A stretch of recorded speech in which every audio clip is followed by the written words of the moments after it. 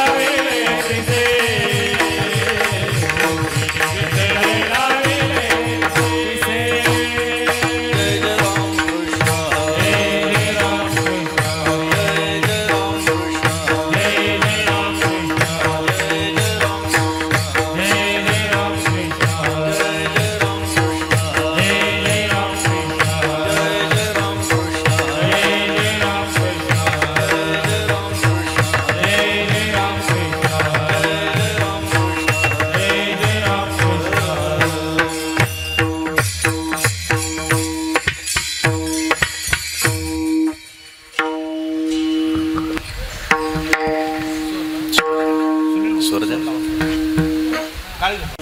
सद्गुरुसी शरण जाय, सद्गुरुसी शरण जाय, सद्गुरुसी शरण जाय, सद्गुरुसी शरण जाय. त्यासी ब्रह्म प्राप्ती होय, त्यासी ब्रह्म प्राप्ती होय, त्यासी ब्रह्म प्राप्ती होय, त्यासी ब्रह्म प्राप्ती होय, त्यासी ब्रह्म प्राप्ती होय, त्यासी ब्रह्म प्राप्ती होय. सद्गुरुसी शरण जाय, सद्गुरुसी शरण जाय, सद्गुरुसी शरण जाय, सद्गुरुसी शरण जाय.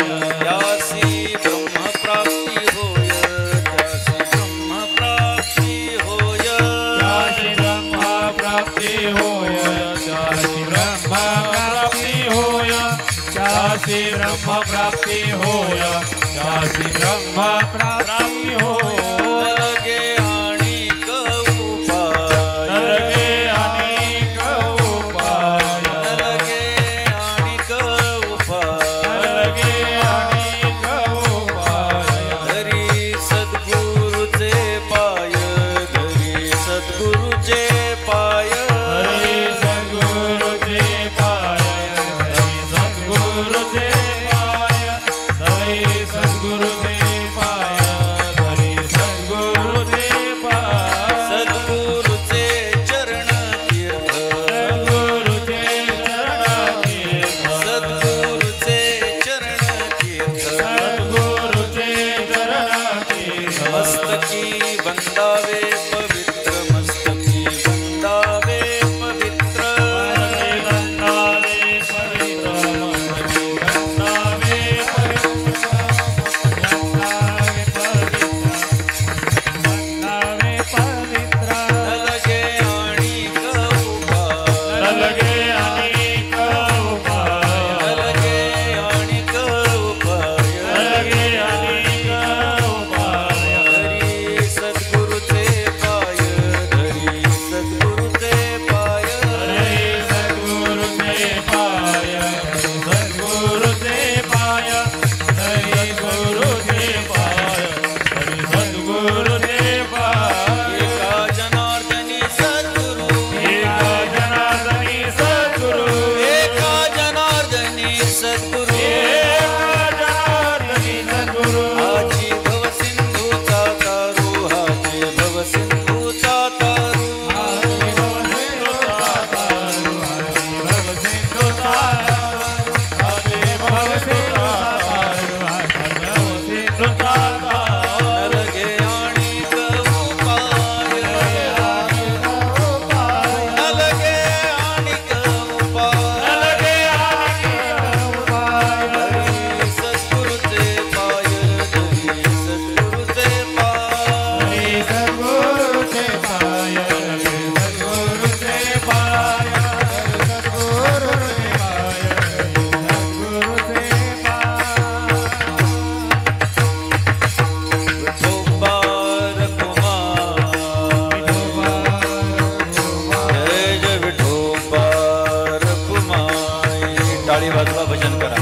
जय जय विठोबार कुमार, विठोबार कुमार, विठोबार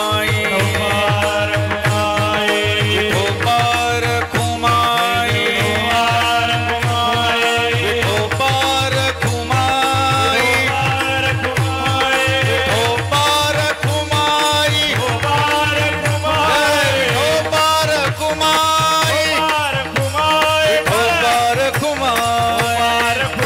विठोबार कुमार, विठोबार कुमार, विठोबार कुमार, जय विठोबार कुमार, जय विठोबार कुमार, जय विठोबार कुमार.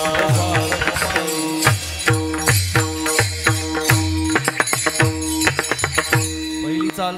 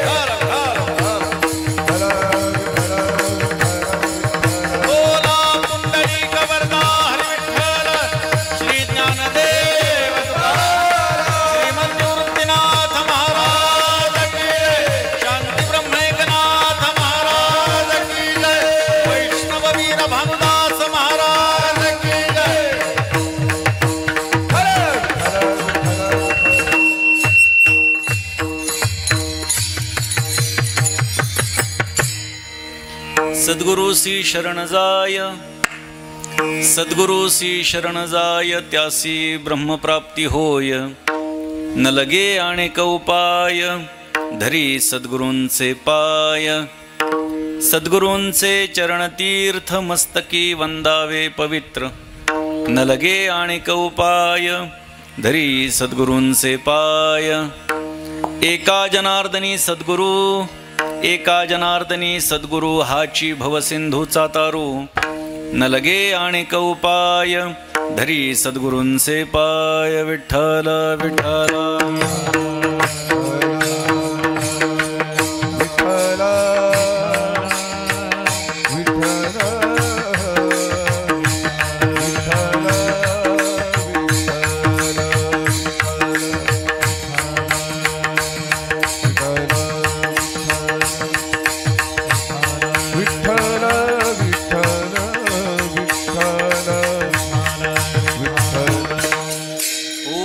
सद्गुरु निर्गुणा पार नाही तव गुणा. बसवनी माझी रसना हरिगुणा वर्णवी.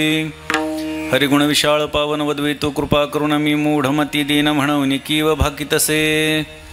तुमचा प्रसाद जाहलिया पूर्ण, हरिगुण वर्णिन मी जाण.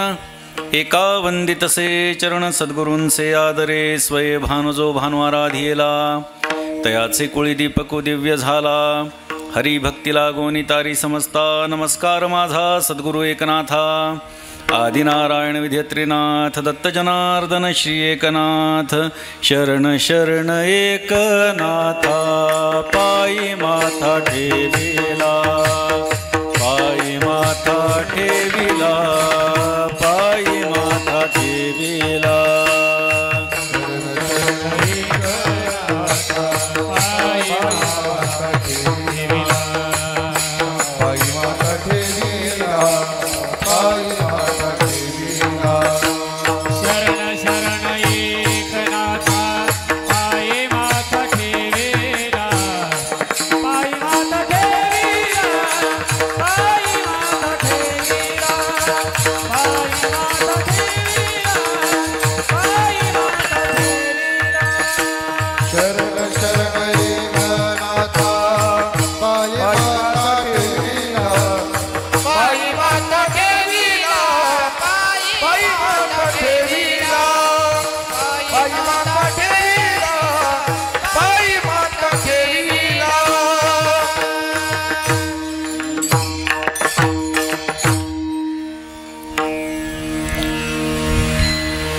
धन्य धन्य निवृत्ती देवा, काय महिमा वर्णावा. शिव अवतार तुची धरुणी, केले त्रैलोक्य पावन. निवृत्तीनाथाचे चरणी, शरण एका जनार्दनी. शरण एका जनार्दनी, शरण एका जनार्दनी.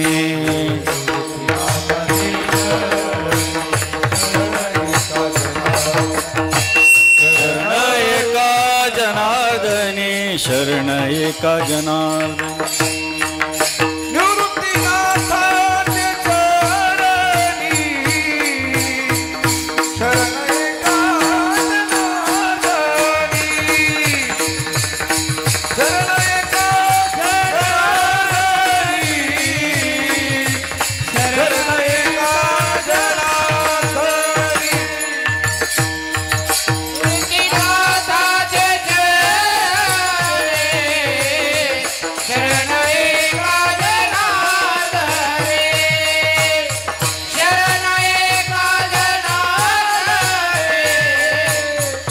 एका जनार्दनी.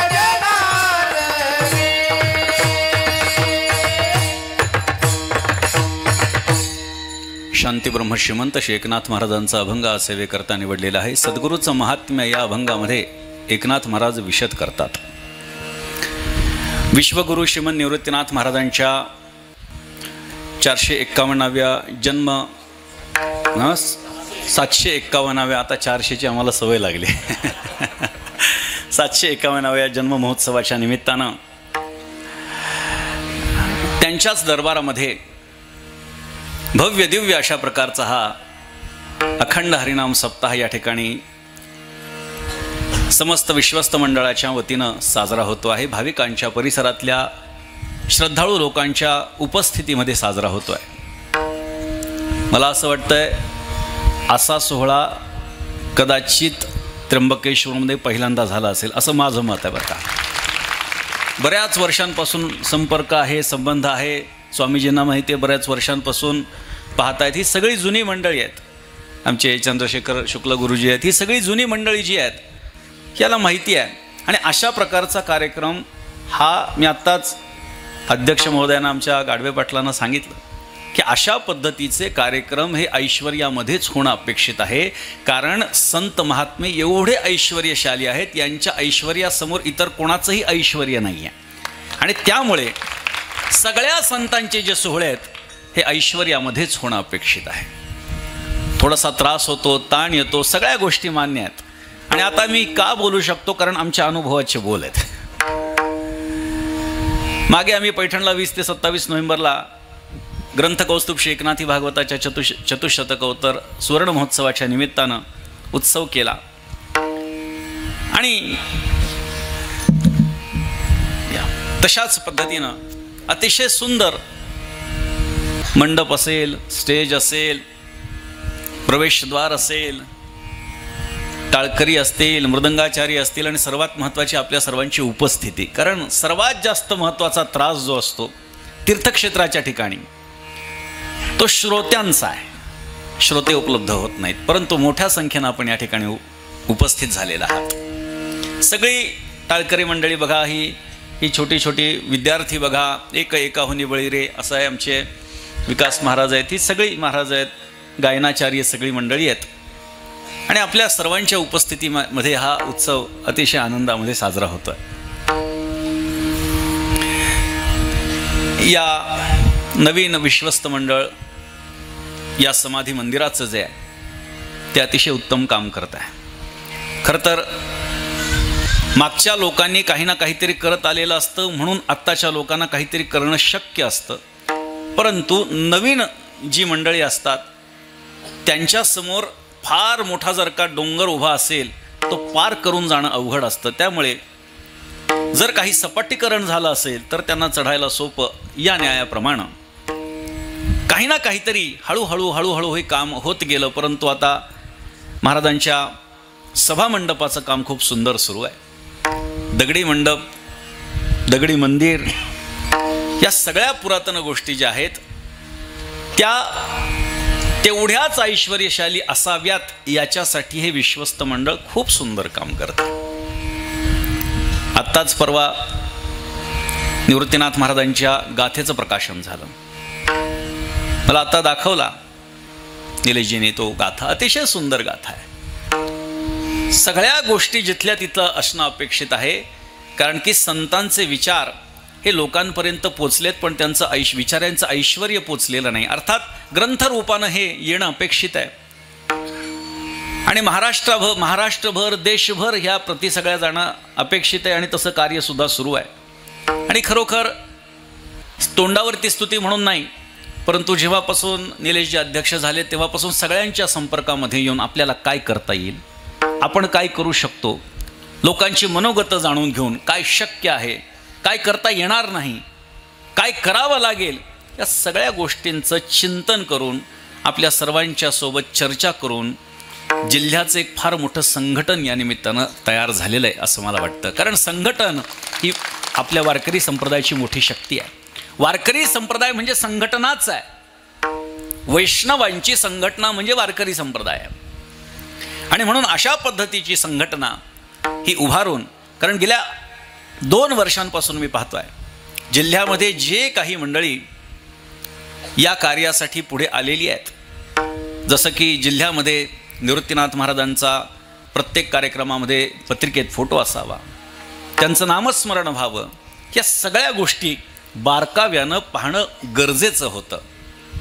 परंतु ते आता मोठ्या प्रमाणामध्ये पाहायला चाललं आहे. निश्चितपणे परंपरा खंडित झाली का तर नाही, परंपरा अव्याहतपणे चालू आहे, पहिल्यापासून चालू आलेली आहे. गोसावी परिवार जो आहे तो ही परंपरा पुजारी म्हणून ते तिथे आहेत, ते सगळं करत आलेत. आपल्या सर्वांचं सहकार्य आहे. सगळ्या जणांनी एकत्र येऊन या गोष्टी करणं अपेक्षित आहे. कारण जेव्हा सगळीजणं एकत्रित येतील तेव्हा काहीतरी चांगल्या गोष्टी घडतात. आणि अशा पद्धतीचं हे मला असं वाटतं की हे पहिलं वर्ष जरी असलं तरी मला नाही वाटत की आता हा सप्ताह कधी पुढे होणार नाही असं नाही. दरवर्षी हा सप्ताह आता तुम्हाला करावा लागणार आहे, लक्षात ठेवा. सोशल मीडियावरती अतिशय सुंदर पद्धतीनं लोकांपर्यंत हा कार्यक्रम पोचतो आहे. म्हणून आम्हीसुद्धा प्रकाशन सोहळा हा सोशल मीडियावरती बघितला आणि अतिशय सुंदर पद्धतीने सगळ्यांचं सहकार्य आहे. जिल्ह्यातल्या ज्येष्ठ श्रेष्ठांचं सहकार्य आणि तरुणांचा पुढाकार याचं संयुक्तीकरण म्हणजे हा कार्यक्रम आहे असं मला वाटतं. आणि त्यामुळे निवृत्तीनाथ महाराजांच्या दरबारामध्ये अशाच पद्धतीचे कार्यक्रम उत्तरोत्तर खरं तर होत जावेत अशी अपेक्षा व्यक्त करतो. माझ्या अभंगाकडे वळतो. विठ्ठल विठ्ठल विठ्ठल विठ्ठल एकनाथ महाराजांचा आणि निवृत्तीनाथ महाराजांचा अनुबंध हा फार जबरदस्त आहे असं आपल्याला पाहायला मिळतं. एकनाथ महाराजांनी जेवढे अभंग निवृत्तीनाथ महाराजांवरती लिहिले आहेत, इतर कुठेही संतांच्या वाङ्मयामध्ये आपल्याला निवृत्तीनाथ महाराजांवरती एवढे अभंग लिहिल्याचं पाहवत नाही, दिसत नाही. आणि म्हणून निवृत्तीनाथ महाराजांच्या छोट्यातल्या छोट्या गोष्टी, त्यांच्या नामाचं महात्म्य काय आहे, त्यांच्या दर्शनाचं पुण्य काय आहे, त्यांच्या समाधीचं स्थान, या सगळ्या गोष्टींचा उहापोह नाथ महाराजांनी केलेला आहे. साधारणतः निवृत्तीनाथ महाराजांवरती 10 अभंग एकनाथ महाराजांनी लिहिलेले आहेत. एवढे अभंग निवृत्तीनाथ महाराजांवरती कोणीही लिहिल्याचं दिसत नाही. एकनाथ महाराजांची आस्था ही निवृत्तीनाथ महाराजांवर आहे. त्याचं कारण आहे, परंपरेचं कारण आहे बरं का. हे परंपरेचं कारण आहे, अर्थात गुरुशिष्य परंपरा असं म्हणत नाही मी. कारण नाथ महाराजांचे सद्गुरू जनार्दन स्वामी हे निवृत्तीनाथ महाराजांचे अवतार समजले जातात आणि एकनाथ महाराज हे ज्ञानोबारायांचे अवतार समजले जातात. ही अवतार परंपरा जर आपण बघितली तर एकनाथ महाराजांच्या अंतःकरणामध्ये निवृत्तीनाथ महाराजांच्या संबंधानं सर्वश्रेष्ठ असा गुरुभाव असणं अपेक्षित आहे. अहो, ज्ञानोबारायांच्या संबंधानं जर का श्री गुरु भेटले ज्ञानेश्वर ही भावना जर का नाथ महाराजांची असेल, नाथ महाराजांनी स्पष्ट सांगितलंय ज्ञानोबारायांच्या संबंधानं, तुमचा अनुग्रह लाधलो, तुमचा अनुग्रह लाधलो, तुमचा अनुग्रह लाधलो, तुमचा अनुग्रह लाधलो. पावन झालो चराचरी, पावन झालो चराचरी, तुमचा अनुग्रह लाधलो, तुमचा अनुग्रह लाधलो. पावन झालो चराचरी, पावन झालो चराचरी, तुमचा अनुग्रह लाधलो, तुमचा अनुग्रह लाधलो.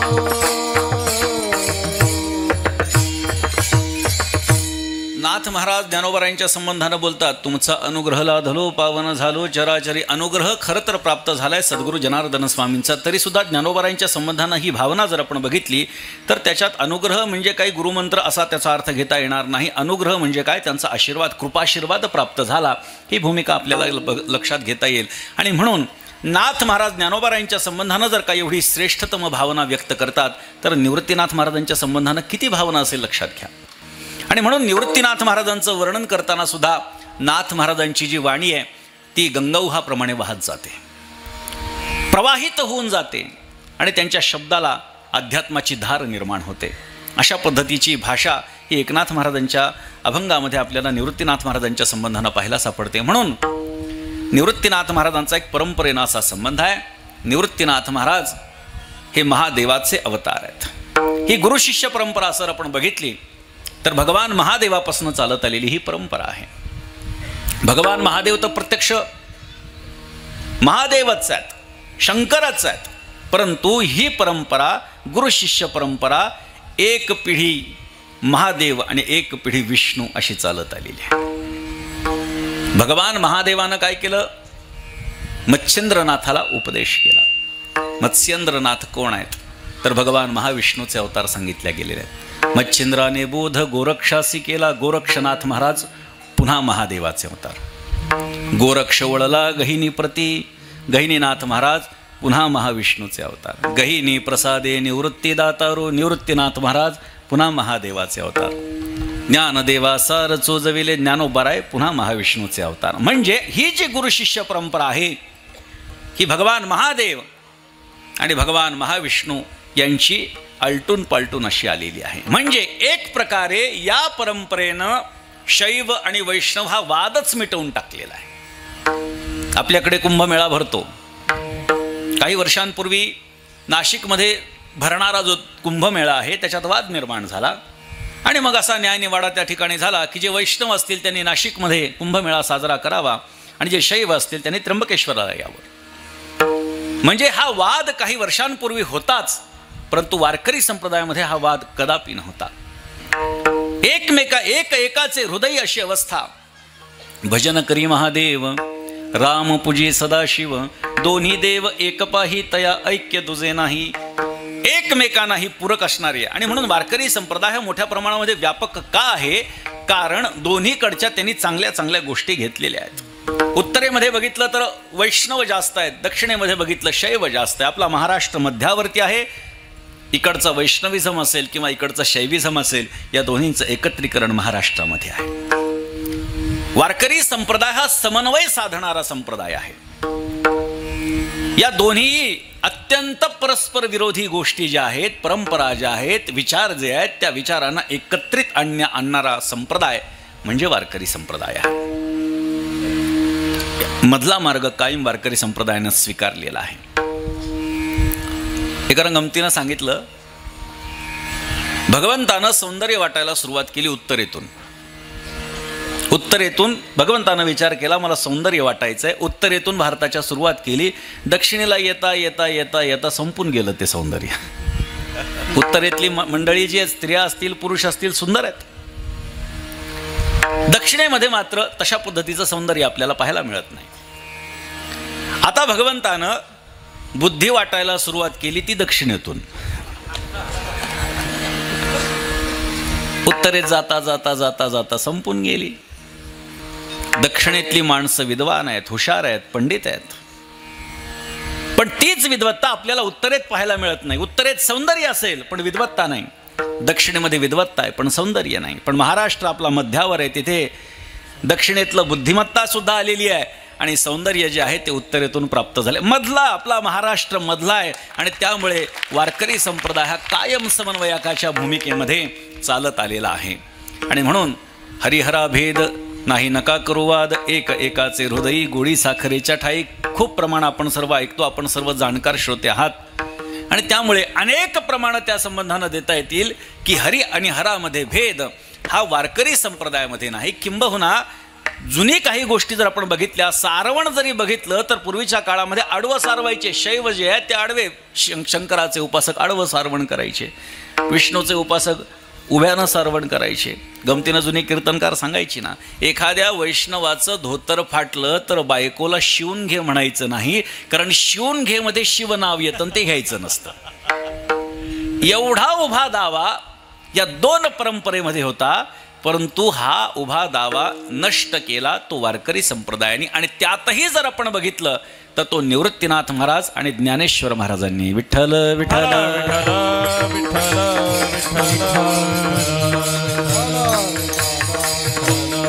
हो.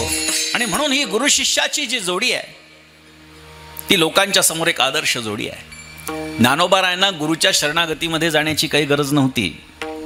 उपजताची ज्ञानी हे वर्म जाणोनी आले लोटांगणी चांगदेव. चांगदेव महाराज हे त्यांना शरण आले होते. एवढी विद्वत्ता त्यांना उपजताच होती, परंतु संत महात्मे हे लोकांच्या समोर आदर्श ठेवणारे असतात. आणि त्यामुळे या परिस्थितीमध्ये गुरुशिष्य अशा पद्धतीचा एक जोडी तयार झाली. एक गुरुशिष्य परंपरेचं नातं तयार झालं. माणूस परमार्थामध्ये कितीही जरी मोठा असला, कितीही व्यापकतेनं त्यानं परमार्थ केला असला, कितीही सप्तेह उभे केले असतील, किती लोकांना माळा घातल्या असतील, परंतु त्यांनी स्वतः जर का सद्गुरूंची शरणागती पत्करली नसेल तर त्याचा परमार्थ शून्य आहे. परमार्थ शून्य काय याचं चिंतन करा, कारण सद्गुरूंच्या शरणागतीमध्ये नाही. देव प्राप्त झाला, पण सद्गुरू प्राप्त झाले नाही तरी परमार्थ शून्य आहे. उदाहरण बघा, आमच्या सगळ्याच संतांनी आम्हाला आदर्श समोर ठेवून दिलेला आहे की सद्गुरूंची शरणागती. पूर्वीच्या काळामध्ये फड परंपरेमध्ये एखादा कीर्तनकार कीर्तन करण्यासाठी जेव्हा उभा राहायचा तेव्हा त्या फडाच्या मालकाची परवानगी घेऊन उभा राहायचा, त्या फडाचं एक प्रकारे मांडलिकत्व स्वीकारायचा आणि त्यांच्या आज्ञेनं कीर्तन करायचा. काही चूक होत असेल तर त्याच वेळी त्या फडाचा मालक त्याला फटकारायचा. परंतु हल्ली परिस्थिती जर आपण बघितली तर हाताबाहेर गेलेली सगळी परिस्थिती आहे. बरं, कीर्तन कोणी करावं कोणी करू नये असं आहे का? कोणीही करावं. कीर्तनाचा अधिकार सगळ्यांना दिलेला आहे, नामस्मरणाचा अधिकार सगळ्यांना दिलेला आहे, परमार्थाचा अधिकार सगळ्यांना दिलेला आहे. परंतु आपण काय करत आहोत हे मात्र माणसं विसरू लागली. फक्त 4 लोकांमध्ये उभं राहून बोलता आलं म्हणजे कीर्तन करता येतं, या भ्रमामध्ये भरपूर लोक आहेत. 4 लोकांमध्ये बोलता आलं म्हणजे कोणी कीर्तनकार होऊ शकत नाही. त्याच्यासाठी फार मोठी साधना असते, पाठांतर असतं, सगळ्याच गोष्टी असतात, उपासना असते. परंतु फक्त बोलता येतं म्हणून आपण काहीतरी बोलायचं आणि त्याला कीर्तन म्हणायचं फेटा बांधून हे चालणार नाही. अशी कित्येक लोक मी बघितली आहेत की गळ्यात माळ नाही पण कीर्तन करतात. ही सत्य परिस्थिती आहे, सांगतो तुम्हाला. वारकरी संप्रदायाने वेळेमध्ये जर का स्वतःला सावरलं नाही तर अवनती होण्याची शक्यता आहे. कोणालाही वाटतंय मी कीर्तनकार व्हावं, जरूर व्हावं, पण तशा पद्धतीची अवस्था अपेक्षित आहे. एक रिटायर्ड शिक्षक भेटले मला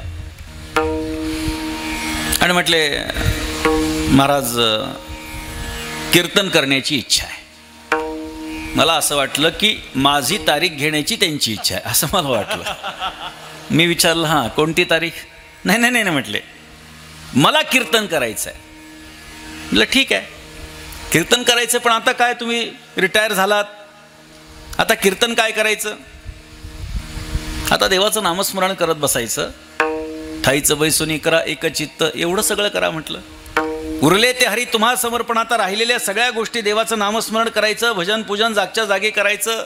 सर तुम्हाला असं का वाटतंय कीर्तन करावं? त्यांनी सांगितलं, महाराज मला कितीही मोठा समाज पुढा असला तरी मी धिटाईनं मला बोलण्याची माझी क्षमता आहे म्हटले. मी त्यांना म्हटलं, सर बोलता येण्याची क्षमता हा क्रायटेरिया कीर्तनकाराचा नाही आहे. बोलता बोलता ते हातवारे करत असल्यामुळे माझं सहज गळ्याकडे लक्ष गेलं. त्या महाशयाच्या गळ्यात माळही नव्हती. म्हणलं माळ नाही घालायची म्हणली अजून. बरं ठीक आहे ठीक आहे, काय हरकत नाही. बरं काय करावं लागेल महाराज सांगा. मी म्हटलं कीर्तन करणं काही सोपं नाही, पाठांतर लागतं. तुमचं काय पाठ आहे? पाठ आहेत म्हणलं, कविता पाठ आहेत, शेरो शायरी पाठ आहे. म्हटलं तसं चालत नाही. ते म्हणजे हल्लीचे कीर्तनकार करतात, ते करत असतील. म्हटलं तुम्ही मला विचारत असाल तर मी नाही म्हणून सांगणार म्हटलं, ते नाही चालत. मग काय काय पाठ करायचं सांगा म्हटले. मी करतो. ज्ञानोबारायांचा, नाथ महाराजांचा हरिपाठ सुरुवातीला पाठ करा. प्रत्येक कीर्तनकाराच्या किमान हे दोन हरिपाठ तरी पाठ पाहिजे. तर त्याने विचारलं, हरिपाठात किती अभंग आहेत म्हटले महाराज? म्हटलं हरिपाठ तुला माहिती आहे याच्यातच धन्यता आहे म्हटलं. म्हटलं ज्ञानोबारायांचे 27, 25 नाथ महाराजांचे अभंग हरिपाठातले. म्हटलं महाराज 52 अभंग पाठ करायचे का? त्यांना म्हटलं बाबा ही सुरुवात आहे, अजून 950 तुम्हाला सांगायचे. त्यांनी सांगितलं, महाराज या वयाने कसं काय शक्य होतं, आता रिटायर झालो. त्यांना तेच सांगितलं, म्हणून तुम्हाला सांगतो कीर्तन करू नका, नामस्मरण करा. मला सांगायचंय काय, कोणालाही वाटतं, बरं वाईट नाही आहे, मला हे म्हणायचं आहे, कीर्तनकार व्हावं वाटतं हे वाईट नाही. तुम्हाला लोक बोलवतील न बोलवतील हा विषय वेगळा आहे. तुमचं बोलणं चांगलं असेल, संप्रदायाला धरून असेल तर तुमचा हात कोणीही धरू शकत नाही, तुम्हाला कोणीही मागे खेचू शकत नाही. परंतु परिस्थिती तशी नसेल तर काय होईल? सामान्य जीवन जगावं लागेल. तरी हरकत नाही. कीर्तनकार नाही होता आलं तरी चालेल, पण वारकरी शिक्षण संस्थेमध्ये थांबवून काही अध्ययन करून जर चांगलं माणूस होता आलं तर काय वाईट आहे? आणि म्हणून परमार्थामध्ये कोणीही यावं, सगळ्यांना या ठिकाणी अधिकार दिलेला आहे परमार्थामध्ये येण्याचा. पण काही गोष्टींचं एक गांभीर्य जर आपण लक्षात घेतलं नाही तर वारकरी संप्रदायाचं एक अवनती होण्याची शक्यता. मी का बोलतो? मी नेहमी सांगतो की एकतर कीर्तनकार जेव्हा गादीवर उभा राहतो, नारदाच्या गादीवर उभा राहतो, तेव्हा बाकीच्यांनी सगळं ऐकायचंच असतं त्याचं, बरं का, त्याला काही सांगायचं नसतं, त्याचं ऐकायचंच असतं. या अधिकारानं मी काहीही बोलू शकतो. नारदाच्या गादीवर उभा आहे म्हणून मी काहीही बोलू शकतो, पण काहीही मी बोलू नये. मग मी का बोलतोय? मी काही मोठा, स्वतःला मोठा समजतो म्हणून काही बोलतोय, काही उपदेश करतोय असं समजू नका. म्हणून मी नेहमी सांगतो, मी मोठा नाही आहे, पण मी मोठ्याचा आहे याची मला जाणीव आहे. आणि मोठ्याचा आहे आणि त्यामुळे मला सांगण्याचा अधिकार परंपरेनं दिलेला आहे. ऐकायचं असेल ऐका, नसेल ऐकायचं ऐकू नका, पण सांगण्याचं कर्तव्य माझं आहे. आणि म्हणून मी हा विषय खरं तर ओढून ताणून आणला असं समजा. जाऊ द्या. परमार्थ करणारा माणूस हा कोणत्या ना कोणत्या तरी सद्गुरूंचा अनुग्रहित असला पाहिजे, ही परंपरा आम्हाला आमच्या संत महात्म्यांनी घालून दिली. निळोबारायचं उदाहरण बघा. तुकोबाराय सदेह वैकुंठाला गेल्याच्या नंतर निळोबारायांच्यासाठी तुकोबाराय 42 दिवसांनी आले. कथा माहिती आहे. तत्पूर्वी भगवान आले. डोळे उघडा मी आलोय, येथे तुझं लागी बोलाविले कोणी, प्रार्थिल्या वाचूनी आला. असे काही भाषा जर आपण निळोबारायांची बघितली तर सद्गुरूंच्या विषयी किती प्रचंड ओढ निळोबारायांच्या अंतःकरणात हे आपल्याला लक्षात घेता येईल. देव प्राप्त झाला. गंमत बघा. याच्यातून एक संदेश घ्यायचा की देव लवकर भेटतो पण संत लवकर भेटत नाहीत. हा एक संदेश या माध्यमातून दिलेला आहे. तुकोबारायांना जेव्हा त्यांच्या गाथा पाण्यामध्ये इंद्रायणीच्या डोहामध्ये बुडवण्यात आल्या, 13 दिवसांनी भगवंतानं दर्शन दिलं. आणि निळोबारायांना तुकोबारायांनी 42 दिवसांनी दर्शन दिलं. म्हणजे तिपटीपेक्षाही जास्त दिवसानंतर संत भेटले. देव भेटणं सोपं आहे, संत सद्गुरू भेटणं अवघड आहे. आणि मग निळोबारायांना तुकोबारायांनी अनुग्रहित केलं. मग परमार्थाचा अधिकार निळोबारायांना प्राप्त झाला. परी नाही घडली सेवा काही, स्पष्टपणे सांगितलंय की माझ्याकडून सद्गुरूंची सेवा घडली नाही, पण सद्गुरू केला हे मात्र त्यांनी स्वप्नामध्ये मला उपदेश प्राप्त झाला. स्वप्नामध्ये जरी उपदेश प्राप्त झाला असला तरी उपदेश सद्गुरूचा प्राप्त झाला ही गोष्ट आपल्यासाठी महत्वाची आहे. उपदेश प्राप्त झाला पूर्ण. बघा. सत्यगुरुराय कृपा मज केली, परी नाही घडली सेवा काही, सापडविले वाटे जाता गंगा स्नाना, मस्तकी तो जाणा ठेविला कर, भोजना मागती तूप पाव शेर पडिला विसर स्वप्न माझी. पूर्ण अभंग बघा. याच्यामध्ये तुकोबारायांनी काय काय घटना घडत गेल्या आणि कशा कशा पद्धतीनं मला सद्गुरूंची प्राप्ती झाली याचं विवेचन त्या अभंगामध्ये करून ठेवलेलं आहे. म्हणजे जर आपण बघितलं तर तुकोबारायांना सुद्धा कुठल्याही सद्गुरूंच्या शरणागतीमध्ये जाण्याची गरज नव्हती, तेवढा अधिकार त्यांचा होता. तुका विष्णू नाही दुजा. तुका आणि विष्णू जर दुजे नाहीत तर महाविष्णूकडे अज्ञान असेल का? ज्ञानीच आहेत, तरी सुद्धा लोकापवाद निर्माण होऊ नये याच्यासाठी म्हणून संत महात्मे जे असतात ते सद्गुरूंच्या शरणागतीमध्ये जातात. सेवा घडली नाही तुकोबारायांना, परंतु सद्गुरू प्राप्त झाले. वैकुंठ गमनाच्या आधी प्राप्त झाले आणि त्यामुळे जे काही त्यांना सांगता आलं त्यांनी सांगितलं, पण सद्गुरू प्राप्त झाले. अजून मागे चला. एकनाथ महाराजांचं जीवन बघा. एकनाथ महाराजांचं जीवन एका व्युत्पन्न पंडिताचं जीवन आहे, एका ज्ञानी महात्म्याचं जीवन आहे. एकनाथ महाराजांना सुद्धा कुठल्याही सद्गुरूंच्या शरणागतीमध्ये न जाता परमार्थ करता आला असता. कारण नाथ महाराज सुद्धा काय आहे? प्रत्यक्ष परब्रह्म भानुदासाचे कुळी, स्वये वनमाळी अवतरले विठ्ठल विठ्ठल विठ्ठल विठ्ठल नाथ महाराजांचं वर्णन करत नाथ महाराजांनी सांगितलं, वर्णन असं केलंय निळोबारायांनी. प्रत्यक्ष परब्रह्म भानुदासाचे कुळी, स्वये वनमाळी अवतरले. प्रत्यक्ष वनमाळी म्हणजे कोण? प्रत्यक्ष महाविष्णू हे एकनाथ महाराजांच्या रूपानं अवतीर्ण झाले. एकनाथ महाराजांच्या शिष्य परंपरेमध्ये कृष्णदयाळनव नावाचे एक महात्मे होऊन गेले. त्यांनी नाथ महाराजांचं एक दशक लिहिलं आहे आणि त्या दशकामध्ये नाथ महाराजांचं वर्णन करताना असं सांगितलंय, प्रत्येक चरणाच्या शेवटी असं सांगितलंय, श्री एकनाथ विबुधा भरणावतारी, यत पुण्यकीर्ती सरिता कलिदोषनाशी, यत संप्रदाय परमामृतदे जनासी, जोकावरे जडमुढा भजने चितारी, श्री एकनाथ विबुधा भरणावतारी.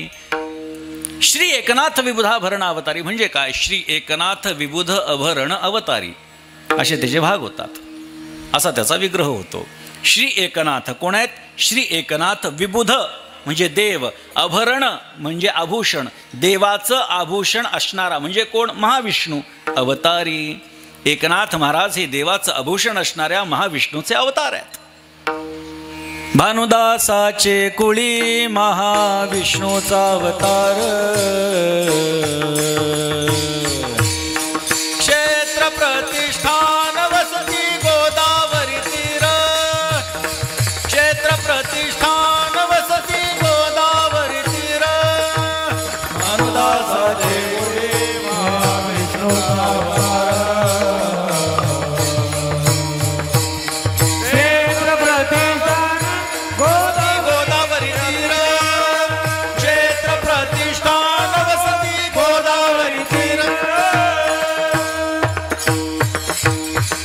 भानुदासाचे कुळी महाविष्णूचा अवतार. नाथ महाराज हे महाविष्णूचे अवतार आहेत. भानुदास महाराजांच्या कुळामध्ये निर्माण झालेले नाथ महाराजांच्या आरतीमध्ये निळोबारा हे वर्णन करतात. म्हणजे एकनाथ महाराज सुद्धा जर आपण बघितले तर ते देखील महाविष्णूचेच अवतार आहेत. कोणाच्याही शरणागतीमध्ये जाण्याची गरज नाही. त्याच्या पाठीमागे जा. नाथ महाराजांनी जनार्दन स्वामींचा अनुग्रह प्राप्त करून घेतला. वयाच्या 12व्या वर्षी नाथ महाराजांना असं वाटलं की सद्गुरूंच्या शरणागतीमध्ये जावं. वयाच्या बालपणामध्ये अशी अवस्था निर्माण होणं हेच खरं विद्वत्तेचं लक्षण आहे. ठीक आहे, मागे चला. नामदेवरायांचा विचार करा. काय अधिकार आहे? देव जे विसवे ऐशी ज्याची देवासवे. देव ज्यांच्या बरोबर जेवत होता अशी देवाशी सलगी ज्यांची नाथ महाराजच वर्णन करतात. नैवेद्य हातीचा मूर्ती जेवी ही अवस्था आहे. भगवंताची प्राप्ती झाली. मी आपल्याला सांगितलं की भगवंताची प्राप्ती झाली पण सद्गुरूंची प्राप्ती झाली नाही तर जीवन परिपूर्ण नाही. म्हणून आपल्याला कथा सर्वांना माहिती आहे. सगळे संत महात्मे जेव्हा गोरोबा काकांकडे गेले तेरढोकीला, कोणीतरी सांगितलं, काका तुम्ही सगळे मडके तपासून पाहताय, जरा आमचे पण मडके तपासून बघा, कोणाचे कच्चे आहेत कोणाचे पक्के आहेत. प्रत्येकाच्या डोक्यावरती थापटणं वाजवलं. नामदेवरायांच्या डोक्यावरती वाजवल्याच्या नंतर नामदेवराय जोरात ओरडले. काकांनी सांगितले, हे मडकं जरा कच्चं आहे. सगळेजण हसले. वाईट वाटलं. नामदेवरायांना वाईट वाटलं, कारण आपल्याला कच्चं म्हटलं गेलं. आपली अवस्था काय, आपला अधिकार काय? देव माझ्या हातानं जेवण करतो. मी रावळामध्ये गेलो नाही तर देव माझ्या घरी येऊन माझ्या वडिलांना विचारतो की आज दामा का नाही आला. हा माझा अधिकार आहे. आणि मला कच्चं मडकं ज्ञानोबारायांना जेव्हा विचारलं तेव्हा सांगितलं, देव प्राप्त आहे पण सद्गुरू प्राप्त नाही, म्हणून ही अवस्था आहे. म्हटले काय करावं लागेल? सद्गुरूंच्या शरणागतीमध्ये जा. काय गरज आहे? सद्गुरूंच्या शरणागतीमध्ये गेल्यावर काय होतं? भगवंताची प्राप्ती. मग सद्गुरूंच्या शरणागतीमध्ये गेल्यानंतर जर का भगवंताची प्राप्ती होणार आहे तर भगवंताची प्राप्ती तर मला आत्ताच आहे. सद्गुरूंच्या शरणागतीमध्ये जाण्याची गरज काय? गंमत अशी आहे, समुद्राचं पाणी जर आपण आपल्या मनानं प्यायला गेलो, आपण समुद्राचं पाणी पिलं तर ते खारट लागणार आहे. काही माणसं म्हणतात की आम्ही सद्गुरूंना, काही आम्हाला सद्गुरू आम्ही ओळखत नाही, कोणी आमच्या दृष्टीनं महत्त्वाचं नाही, आम्हाला वाटेल ते आम्ही करू. ग्रंथच आमच्यासाठी काय आहेत? सद्गुरू आहेत. हे आपल्यासाठी नाही, हे शीख पंथांसाठी आहे. 10व्या गुरु गोविंद सिंगांनी काय सांगितलं की हा ग्रंथ जो आहे गुरुग्रंथ साहेब तोच काय आहे, इथून पुढे गुरु असणार आहे. तसं आपल्या कुठल्याही परंपरेमध्ये कोणत्याही संतांनी असं सांगितलं नाही की हा ग्रंथ म्हणजे सद्गुरू आहे आणि इथून पुढे कोणाचा अनुग्रह न घेता याला गुरु माना, असं आपल्या परंपरेत कधीही सांगितलेलं नाही. म्हणून मानवच आपला गुरु असू शकतो. मानव रूपातलाच आपला गुरु असू शकतो. काहींना अदृष्टानं त्यांच्या जर का पूर्वपुण्यानं जर का संत सद्गुरू संत महात्मे प्रगट होऊन जर का अनुग्रह देतील तर तो त्यांचा भाग्याचा भाग आहे. परंतु प्रत्येकानं मनुष्यरूपी गुरु करावा. समुद्राचं पाणी पिलं तर ते खारट लागणार आहे. तेच पाणी जेव्हा बाष्पीभवन होऊन मेघाच्या वाटे आपल्यापर्यंत येतं तेव्हा ते गोड होत असतं. स्वतःच्या मनाचा परमार्थ करू गेलो तर आपण परमात्म्यापर्यंत पोचणार नाहीत, पण सद्गुरूंच्या माध्यमातून जर का आपण परमार्थ करू गेलो तर आपण निश्चित परमात्म्यापर्यंत पोचतो. विठ्ठल विठ्ठल विठ्ठल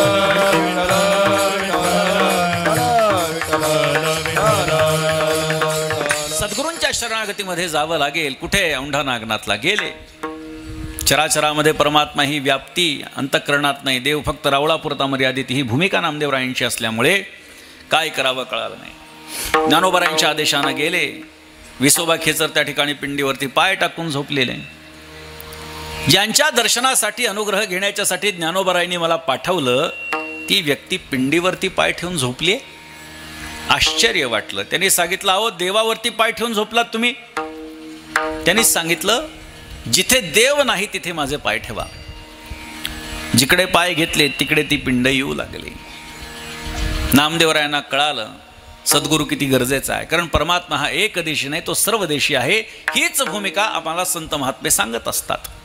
आणि म्हणून नामदेवरायांना विसोबा खेचरांनी उपदेश केला, त्याच्याही मागे जा. ज्ञानोबारायांना निवृत्तीनाथ महाराजांनी उपदेश केला. ज्ञानोबारायांना गरज काय? आपण बघितलं, उपजताची ज्ञानी ज्ञानोबा. 1400 वर्षाचे तप्त तीर रहिवासी आली लोटांगणी चांगदेव, एवढा अधिकार ज्ञानोबारायांचा. त्या ज्ञानोबारायांनी तर वारकरी संप्रदायाचा पाया घातलाय. एवढं व्यापक कार्य असताना सद्गुरूंच्या शरणागतीमध्ये जाण्याची गरज काय? मी आपल्याला सांगितलं, संत महात्मे समाजाचा विचार करतात. जर एखाद्या जरी संतांनी सद्गुरूंची शरणागती केली नसती तर लोकांनी सांगितलं असतं, बघा यांनी कुठे गुरु केला, आम्ही केला तर काय फरक, नाही केला तर काय फरक पडतो. हा अपवाद सुद्धा संतांना ठेवायचा नव्हता. म्हणून ज्ञानोबारायांनी सुद्धा काय केलं, निवृत्तीनाथ महाराजांना गुरु मानलं. अर्थात निवृत्तीनाथ महाराजांनी ज्ञानोबारायांना उपदेश केला. ज्ञानोबारायांचा अधिकार किती मोठा आहे सांगण्याची गरज नाही, परंतु ते ज्ञानोबाराय काय बोलतात, ज्ञानदेव म्हणे तरलो तरलो, ज्ञानदेव म्हणे तरलो तरलो, आता उतरलो गुरुकृपे, आता उतरलो गुरुकृपे.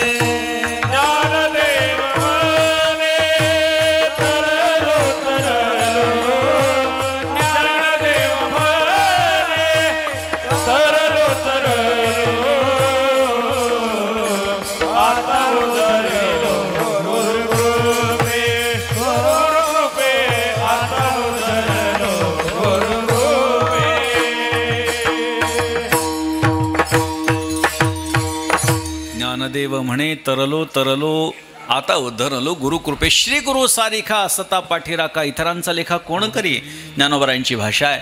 आणि म्हणून कितीही मागे जा, आपल्याला सद्गुरूंची शरणागती महात्म्यांच्या ठिकाणी पाहायला मिळते. संतांचंच काय, प्रत्यक्ष देवाने सुद्धा हा आदर्श आमच्या समोर घालून दिला. भगवान श्रीकृष्ण सांदीपनी ऋषींना शरण गेले. प्रभू रामचंद्र हे वसिष्ठ ऋषींना शरण गेले. परब्रह्म राम वसिष्ठा शरण, परब्रह्म राम वसिष्ठा शरण, कृष्णे सांदीपन गुरु केला,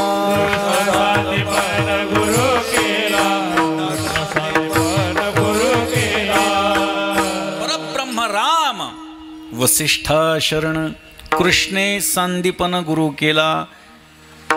कर्तुम अकर्तुम अन्यथा कर्तुम शक्तिधारी जो परमात्मा आहे, तो देखील जर का सद्गुरूंच्या शरणागतीमध्ये जातो, तेथे माझा काय कोण तो विचार, ही अवस्था बघा. संतांची संगती, सद्गुरूंचं मार्गदर्शन, त्यांचा उपदेश जीवनामध्ये महत्त्वाचा असतो. आणि परब्रह्मापर्यंत परब्रह्माची अवस्था प्राप्त व्हावी याच्यासाठी म्हणून सद्गुरूंच्या शरणागतीची आवश्यकता असल्यामुळे नाथ महाराजांनी सांगितलं, सद्गुरूंच्या शरणागतीमध्ये जाण्याचं फळ अभंगाच्या सद्गुरु श्री शरणालय, सद्गुरु शरणालय, सद्गुरु श्री शरणालय, सद्गुरु श्री शरणालय, सद्गुरु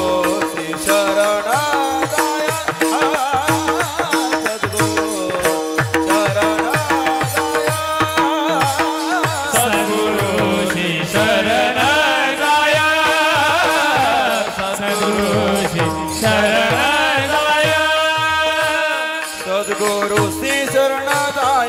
त्यासे ब्रह्मप्राप्ती होय सद्गुरुसी शरण जाय त्यासे ब्रह्मप्राप्ती होय त्यासे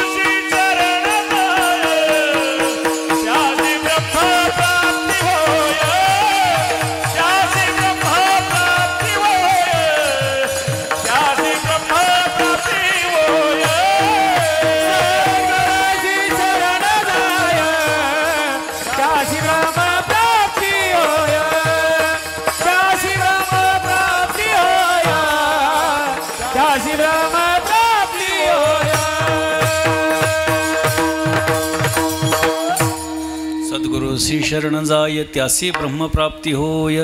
सद्गुरूंच्या शरणागतीमध्ये गेल्यानंतर त्याला ब्रह्मप्राप्ती होणार आहे. परंतु आम्हाला सद्गुरूंच्या शरणागतीमध्ये जावं वाटत नाही, हा विचार लक्षात घेणं गरजेचं आहे. सद्गुरूंची शरणागती, सद्गुरू कसे आहेत हे शिष्याने ठरवण्यापेक्षा सद्गुरूंच्या प्रती श्रद्धा व्यक्त करणं हे प्रत्येक शिष्याचं कर्तव्य आहे. शिष्यानं सद्गुरूंना सर्वश्रेष्ठ मानणं, तत्व मानणं हे गरजेचं आहे. तर काय जे वाटेल ते होऊ शकतं, लक्षात घ्या, काय होऊ शकणार नाही. एक ठग एका राजकुमारीकडे आला, साधू संतांच्या वेशामध्ये आला आणि त्यांनी सांगितलं की मला पाणी द्या म्हटले प्यायला. त्या राजकन्यानं पाणी आणलं आणि पाणी आणल्याच्या नंतर त्या ठगानं अर्थात साधूच्या वेशामध्ये आलेला त्यांनी सांगितलं, मी तुझ्या हातचं पाणी पिऊ शकणार नाही, मला असं वाटतंय की तू कुठल्या तरी सद्गुरूंचा अनुग्रह घेतलेला नाहीयेस. तिने सांगितलं नाही घेतला. मग अनुग्रह जर तो घेतला नाही तर मी ज्यांनी कोणी दीक्षा घेतलेली असते त्याच्याच हातून मी पाणी पित असतो. तू जर दीक्षा घेतलेली नसेल तर मी तुझ्या हातचं पाणी पिऊ शकत नाही. जाऊ द्या, काय करणार म्हणे, उन्हाळ्याचे दिवस आहेत, घसा कोरडा पडलाय, पण आता तसंच थांबावं लागणार.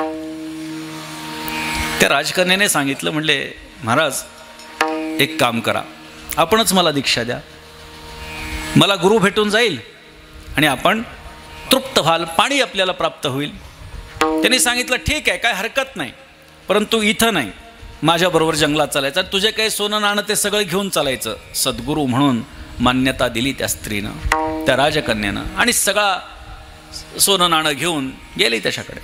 त्याने एका झाडाला बांधलं आणि झाडाला बांधल्याच्या नंतर तिच्याकडचं सगळं सोनं नाणं काढून घेतलं आणि सांगितलं, हे बघ, ही तुझी परीक्षा आहे, 8 दिवसानंतर तुझ्याकडे येणार आहे. कदाचित मला जर वाटलं तर मी त्याच्याही आधी येऊ शकेन, पण तोपर्यंत मात्र इथून हलायचं नाही. विश्वास होता, हो म्हटले, काय हरकत नाही. झालं, आता काय, तो निघून गेला. सगळं, तो ठगच होता, तो काही साधू नव्हता, संत नव्हता. तो सगळं घेऊन निघून गेला. आणि निघून गेल्याच्या नंतर वडील दुसऱ्या दिवशी विचार करू लागले, गेली कुठे आपली मुलगी.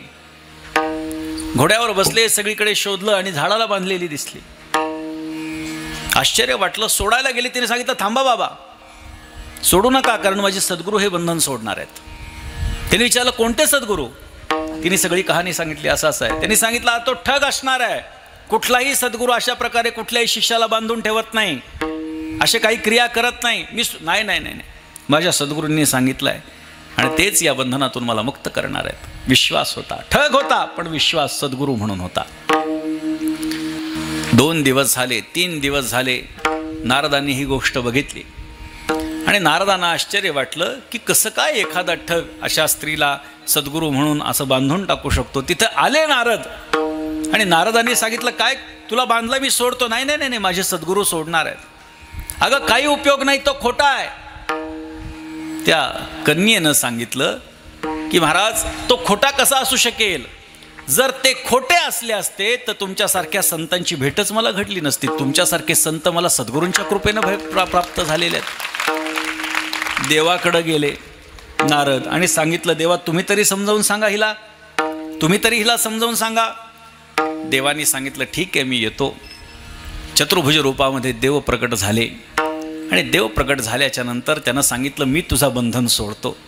कारण तुला ज्याने बांधलाय तो सद्गुरू नाही आहे, तो ठग होता. परंतु तिच्या मनामध्ये विश्वास त्या शब्दाचा होता की मी तुला येईल आणि बंधनातून मुक्त करेल. तोच विश्वास, ठाम विश्वास भगवंताला सांगितला. म्हणले, देवा जर ती व्यक्ती ठग असली असती तर मला नारदांसारख्या संतांची भेट काय आणि तुझ्यासारख्या भगवंताची भेट काय. भगवंताची प्रत्यक्ष भेट मला प्राप्त झाली. हे कशामुळे झालं तर सद्गुरूंच्या आज्ञेमुळे झालं, त्यांच्या कृपेमुळे झालं. तिची श्रद्धा बघून भगवंताला फार कुतूहल निर्माण झालं आणि नारदांना सांगितलं की त्या ठगाला इकडे घेऊन या. त्या ठगाला शोधून नारदांनी आणलं आणि सांगितलं, हिचं बंधन मुक्त कर. सगळ्या गोष्टी जाणून घेतल्या. त्याला देखील वाईट वाटलं. अर्थात ठग असणाऱ्या व्यक्तीवरती जर नितांत श्रद्धा ठेवली तर संतही भेटतात आणि सद्गुरू भेटतात. जो संत आणि सद्गुरू ह्या अवस्थेप्रत पोचलाय त्यांचा अनुग्रह, त्यांच्यावर विश्वास जर आपण ठेवला तर आपल्याला काय भेटणार नाही. विठ्ठल विठ्ठल विठ्ठल विठ्ठल विठ्ठल. त्यामुळे सद्गुरू प्राप्त होणं ही जीवनातली एक फार मोठी गोष्ट आहे. त्यामुळे कोणालाही सद्गुरू प्राप्त होतात असं नाही, काहीतरी अदृष्ट असावं लागतं. एकाला एक आध्यात्मिक क्षेत्रातला माणूस थोडं वय झालेलं, त्याला असं वाटायचं माझं एवढं वय झालं पण मला अजून शिष्यच नाही. एखादा कोणीतरी यावा, माझा अनुग्रह घ्यावा अशी अपेक्षा. एक जण आला महाराज आणि म्हटलं, महाराज तुमचा अनुग्रह घ्यायचा आहे. याला आनंद झाला. यालाही गुरु पाहिजे होता, त्यालाही शिष्य पाहिजे होता. हाडळीला नाही नवरा आणि खविसाला नाही बायको अशी अवस्था त्यांची. त्यांनी सांगितलं, हो हो अनुग्रह, लगेच अनुग्रह झालं. सेवेसाठी अपेक्षित होतं. थोडं ढगाळ वातावरण, वीज कडाडू लागली, गायी बाहेर बांधलेल्या. गुरुजी आपले उठणं बसणं शक्य नव्हतं. त्या शिष्याला सांगितलं, अरे बाळा एक काम कर, आपल्या ज्या गायी आहेत त्या बांधलेल्या आहेत बाहेर, पाऊस पडण्याची शक्यता आहे, जरा मुक्त कर बरं बंधनातून. बसल्या जागेवर शिष्य म्हणू लागला, महाराज बंधनातून मुक्त करणं तर आपल्यासारख्या महात्म्यांचं काम आहे. म्हटले, माझ्यासारख्या पामराजी काय करावं. अरे म्हटलं, हा शिष्य कमीन गुरुच जास्त भेटला आपल्याला. ठीक आहे. थोड्या वेळाने विचार केला, पाऊस पडत असेल, याने तर काही सोडला नाही. थोड्या वेळाने विचार केला, पाऊस पडत असेल. पुन्हा सांगितलं, रे बाळा एक काम कर, बाहेर पाऊस पडतोय का जरा बघून ये. म्हटले, तेवढंच बघ जरा. बसल्या जागेवरून शिष्याने सांगितलं, महाराज ही मांजर आत्ताच बाहेरून आत आली आहे, अंगावरून हात फिरवा, हात ओले झाले तर पाऊस पडतोय, नाही तर पडत नाही. असे गुरु आणि असे शिष्य काय कामाचे महाराज मला सांगा. गुरु आणि शिष्य, गुरुच्या मनातली गोष्ट जाणून शिष्याने कर्म केलं पाहिजे, सेवा केली पाहिजे. सांगण्याची गरजच पडायला नको. सेवेची आवडी आराम नाही अर्धघडी. नाथ महाराजांची सेवा बघा, काय करू नये नाथ महाराजांनी. बहिर्भूमी स्थळ शुद्ध करी हस्ते, अनन्य भक्ती ते अनुसरला. देखोनी जनार्दन परमचिंता तुर, हा पूर्ण अवतार गुरुभक्त. ही नव्हे मानवी विवेकाची मूर्ती. दया क्षमा शांती वसे अंगी, विधीचा उल्लंघन करी सर्वथा. भावे विनटला चित्त विश्वासिक, यापासून सेवा न घ्यावी सर्वथा. हा परत्रीचा दाता सखा माझा. एखाद्या शिष्याला गुरुची प्राप्ती झाली तर त्या शिष्याचा भाव असतो की यांच्या माध्यमातून मला मोक्ष प्राप्त होणार आहे. इथे नाथाच्या घरची उलटी खूण आहे. जनार्दन स्वामींना असं वाटलं की हा जर मला शिष्य म्हणून प्राप्त झाला तर मी मुक्त होणार आहे. अशा पद्धतीची सेवा असावी. शौचाला जनार्दन स्वामी ज्या ठिकाणी जायचे ती जागा स्वच्छ करून नाथ महाराजांनी ठेवावी, रात्रभर सेवा करत राहावी, कधी डुलकी लागेल तेव्हा लागेल आणि सद्गुरू उठण्याच्या आत पुन्हा सेवेला तयार. अशा पद्धतीची सद्गुरूंची सेवा अपेक्षित आहे. पण शिष्य तसे नसतात, गुरुही तसे नसतात. गुरु तसे असावे लागतात तर शिष्य, आणि शिष्य चांगले मिळाले तर गुरुचं चांगलं, नाही का? सद्गुरूंची जी भक्ती आहे ती कशी करावी नाथ महाराजांनी भागवतामध्ये सुंदर पद्धतीनं सांगितलं. काही लक्षणं ही सद्गुरूंची सांगितली आहेत, काही शिष्याची लक्षणं ही सांगितली. शिष्यानं कसं असावं, जर आपला गुरु ब्रह्मचारी असेल, संन्यासी असेल तर शिष्यानं कसं वागावं, जर तो गृहस्थ असेल तर कसं वागावं, काय करावं काय करू नये, सगळ्या गोष्टींचा उहापोह एकनाथी भागवतामध्ये नाथ महाराजांनी केलेला आहे. आणि त्यामुळे तो ग्रंथ मुळातून जर आपण बघितला तर विस्तृत प्रमाणामध्ये त्याचं आपल्याला चिंतन पाहायला मिळेल. सद्गुरू कोण आहे, जो श्रोत्रिय आहे, जो ब्रह्मनिष्ठ आहे आणि जो कृपाळू आहे. शास्त्राच्या परिभाषेमध्ये हे 3 गुण ज्याच्याकडे तो सद्गुरू आहे. श्रोत्रिय म्हणजे काय, शास्त्राचं ज्ञान त्याला असावं, शास्त्र काय सांगते विधिनिषेधाचं ज्ञान त्याला असावं. ते विधिनिषेधाचं ज्ञान त्याला असून फक्त तो सद्गुरू या अवस्थेला प्राप्त होऊ शकत नाहीत. तर त्याच्यासाठी काय पाहिजे, ब्रह्मनिष्ठता पाहिजे. जे ज्ञान प्राप्त झालंय ते स्वतःच्या अंगी उतरलं पाहिजे, म्हणजे ती ब्रह्मनिष्ठता चराचरामध्ये परमात्मा दिसला पाहिजे. बरं, एवढा असून उपयोग नाही, त्याच्या ठिकाणी कृपाळू पण पाहिजे. मला जी अवस्था प्राप्त झालेली आहे ते इतरांना व्हावी, आपल्या शिष्यांना व्हावी, आपल्या भक्तांना व्हावी, अशा प्रकारच्या अंतःकरणामध्ये तळमळ नसेल तरी सुद्धा तो सद्गुरू होऊ शकत नाही. म्हणून श्रोत्रिय, ब्रह्मनिष्ठ आणि कृपाळू ही 3 लक्षणं ज्याच्याकडे आहेत तो सद्गुरू होऊ शकतो. आणि सेवा, निस्वार्थ भावनेनं सेवा करण्याची ज्याची इच्छा आहे तो शिष्य होऊ शकतो. अगदी ढोबळ मानानं आपल्याला व्याख्या ह्या सांगितलेल्या आहेत. मग अशा पद्धतीनं श्रोत्रियता, ब्रह्मनिष्ठता आणि कृपाळुता ज्यांच्याकडे आहे त्याचा शोध घ्यावा. नाही तर जिथे आपल्याला श्रद्धा वाटेल, भलेही या 3 गोष्टी नसतील पण श्रद्धा निर्माण झाली तर त्यांचा अनुग्रह आपण घ्यायचा.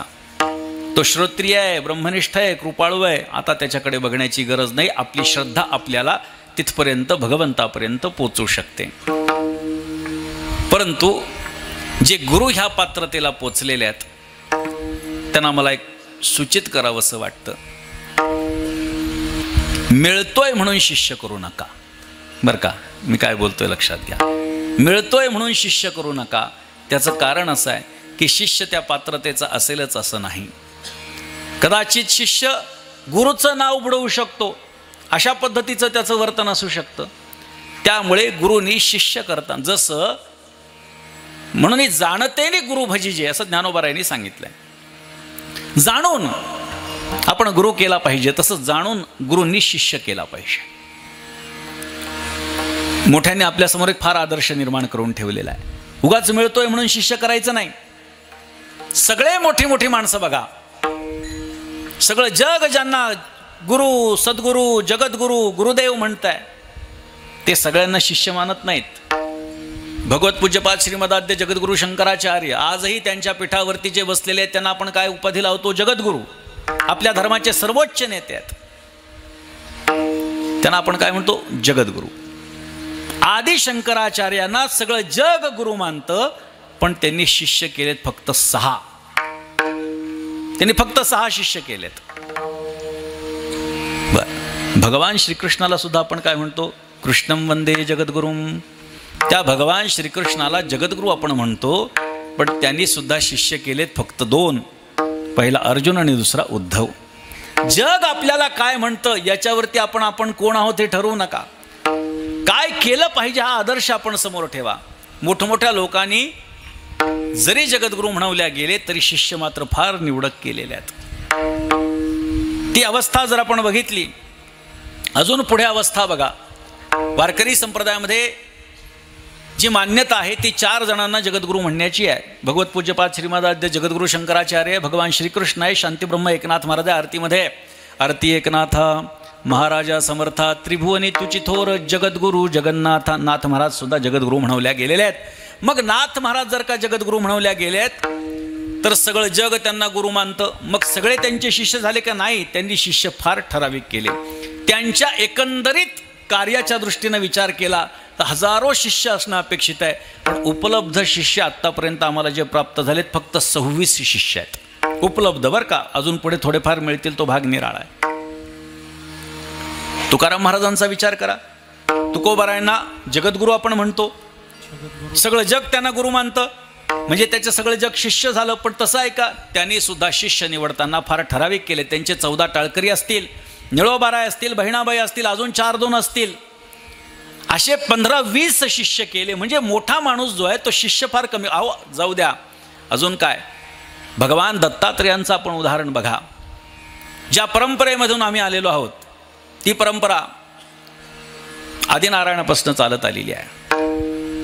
जो निर्गुण निराभास जेथुनी उद्भव शबल ब्रह्मास आदिनारायण म्हणती जास तो सर्वांसी आदिगुरु तयाचा ब्रह्मा अनुग्रहित ब्रह्मा त्रिस उपदेशत अत्रिपाद प्रसादित श्री अवधूत दत्तात्रेय.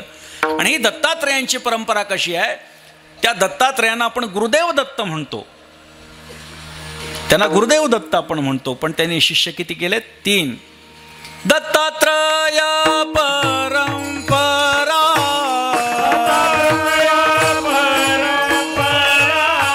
सहस्त्रार्जुन यदुदुसरा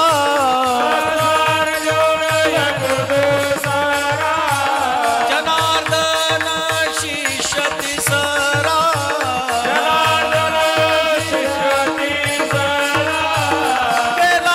खरा कलियुगी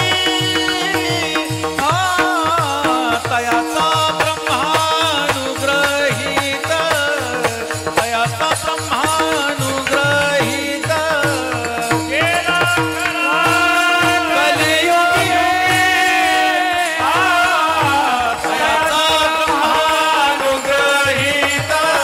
तयाचा ब्रह्मानुग्रहित तयाचा दत्तात्रेय परंपरा सहस्त्रार्जुन यदु दुसरा जनार्दन शिष्य तिसरा केला खरा कलियुगी. जे एकनाथ महाराजांचे गुरु आहेत. कलियुगामध्ये एकच शिष्य केला, जनार्दन स्वामी.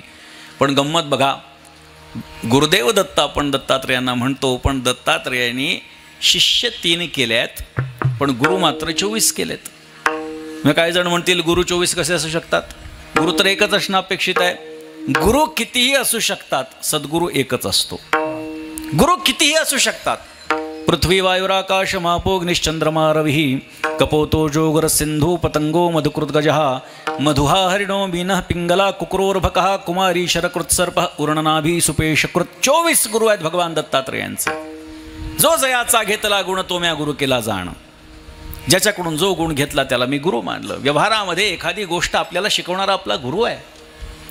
शाळेमध्ये आपल्याला शिकवणारा आपला गुरु आहे. व्यवहारातली कोणतीही गोष्ट जो कोणाला तरी शिकवतो तो त्या बाबतीतला त्याचा गुरु आहे. अगदी एखाद्याला तंबाखू कशी खायची हे शिकवणाराही तो त्या बाबतीतला गुरु आहे. म्हणजे गुरु काय आहे? कुठलीही व्यावहारिक गोष्ट शिकवतो तो गुरु आहे आणि पारमार्थिक गोष्ट जो शिकवतो तो सद्गुरू आहे. नाथ महाराजांचं प्रमाण प्रसिद्ध आहे भागवतातलं. मंत्रतंत्र उपदेशिते घरोघरी गुरु आहेत ऐते जो शिष्या ते मिळवी सद्वस्तु ते श्रीकृष्ण त्या ते सद्गुरू मानी. आपल्या शिष्यांना जो भगवंतापर्यंत घेऊन जातो भगवान श्रीकृष्ण त्याला सद्गुरू मानतो. मंत्रतंत्र उपदेश करणारे ते अनेक गुरु आपल्याला प्राप्त होतील, बघायला मिळतील. पण आपल्या शिष्याला भगवंतापर्यंत पोचवतो तो खरा सद्गुरू आहे. आणि अशा सद्गुरूंच्या शरणागतीमध्ये गेल्यानंतर काय होतं? त्यासी ब्रह्मप्राप्ती होय. ब्रह्माची प्राप्ती झाली आणि सद्गुरूंच्या शरणागतीशिवाय काही पर्याय नाही. म्हणून दुसरा कोणताही उपाय नाही. महाराज सांगतात अभंगाच्या दुसऱ्या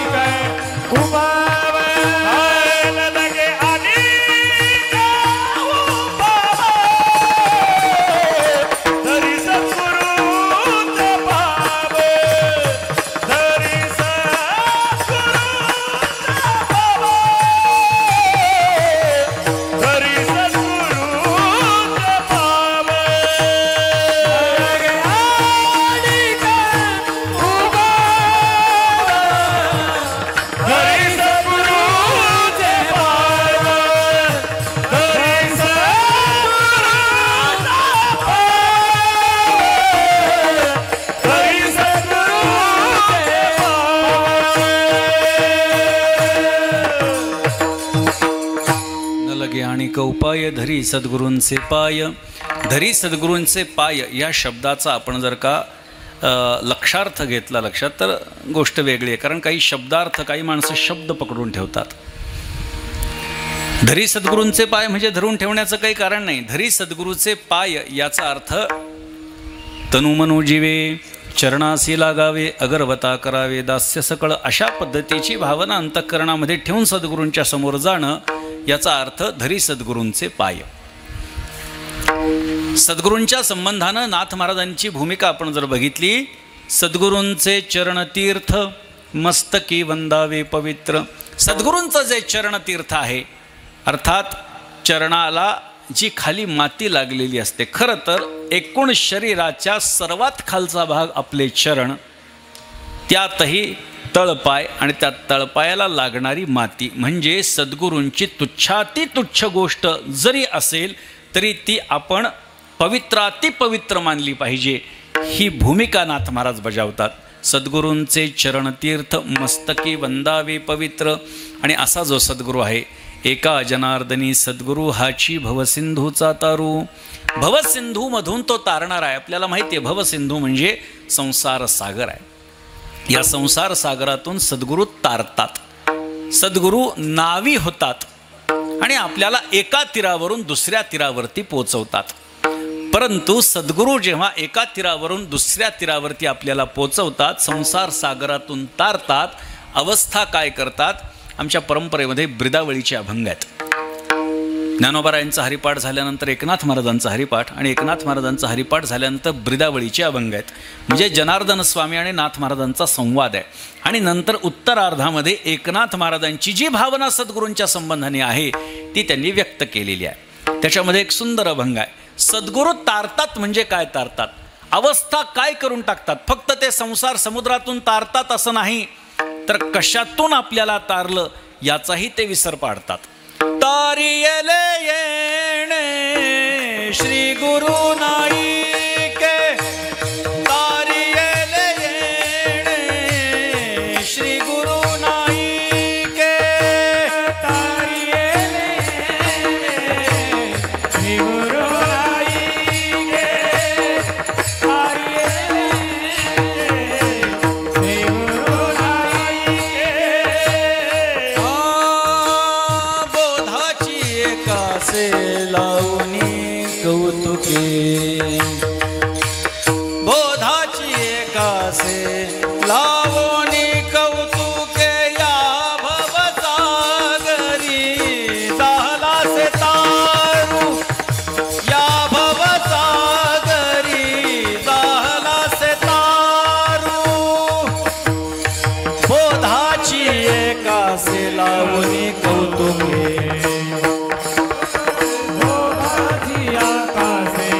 लावणी कौतुके, या भवसागरी झालासे तारू. या भवसागरी झाला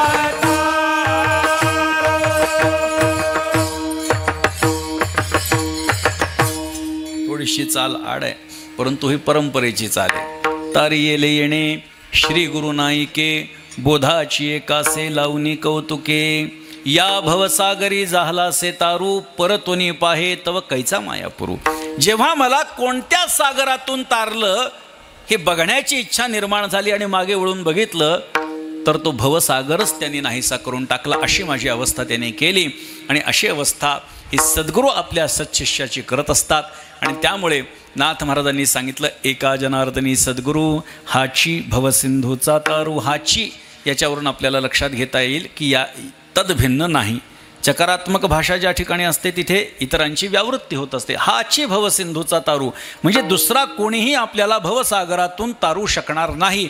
ही सरळ सरळ भूमिका त्याच्यामध्ये आहे. आणि म्हणून एकनाथ महाराजांचं जीवन जर आपण बघितलं तर एकनाथ महाराज हे याच वृत्तीवरती होते. नाथ महाराजांचं वर्णन तुकोबारायांनी सुंदर केलं आहे बरं का, फार सुंदर केलं आहे. नाथ तुकोबाराय काय सांगतात? ब्राह्मणाचा पोर खेळिया एका भला, तेणे जन खेळकर केला रे. जनार्दन बसवंत करुनिया, त्याने वैष्णवांचा मेळा मिळविला रे. एकची घाई खेळता खेळता आपणची बसवंत झाला रे. स्वामीजी काय सांगतायत? तुकोबाराय नाथ महाराजांचं वर्णन करताना बोलतायत की त्यांनी वैष्णवांचा मेळा मिळविला आणि पाहता पाहता स्वतःच सद्गुरू पदावरती आरूढ झाले. त्यामुळे सद्गुरूंचं महत्त्व संतांच्या दृष्टीनं किती आहे हे सांगण्याची गरज नाही. ज्ञानोबारायांचं प्रमाण आपल्याला लक्षात घेता येईल. गुरु हा संत कुळीचा राजा, गुरु हा संत कुळीचा राजा,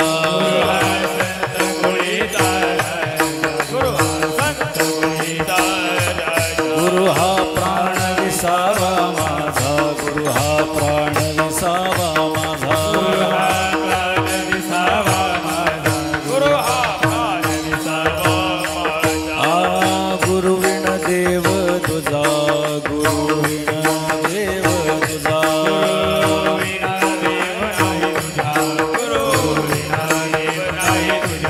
पाहताना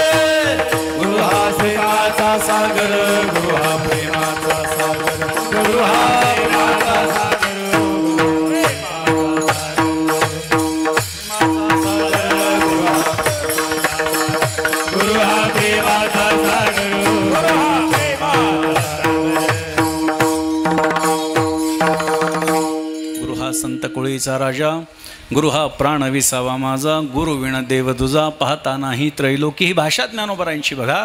सर्वस्व श्री सद्गुरू आहेत. म्हणून आपणही आपल्या जीवनामध्ये सद्गुरूंची शरणागती प्राप्त करून घ्यावी ही विश्वगुरू निवृत्तीनाथ महाराजांच्या चरणी प्रार्थना करतो. अखंड हरिनाम सप्ताहाचा मला वाटतं 3रा दिवस आहे आणि आज माझ्या वाट्याला ही कीर्तन सेवा माझ्या परमभाग्यानं आलेली आहे. संतांच्या प्रांगणामध्ये त्यांच्या समोर सेवा करण्याचं सद्भाग्य हे प्रत्येकाला लाभत नसतं आणि म्हणून जेव्हा जेव्हा कधीही संतांची सेवा करण्याचा प्रसंग येतो तो कायम स्वीकारला पाहिजे. किंबहुना इतर 4 गोष्टी बाजूला ठेवून संतांकडे आलं पाहिजे. ही भूमिका जोपर्यंत आपण निभावत नाही तोपर्यंत आपला निभाव लागणार नाही. आणि म्हणूनच मला अत्यंत आनंद झाला. संपूर्ण यांचे विश्वस्त मंडळ जे ट्रस्टी आहेत, सगळी मंडळी आहेत, काका आहेत, ही सगळी मंडळी आहेत आणि बऱ्याच जणांशी माझे वैयक्तिक पण संबंध आहेत.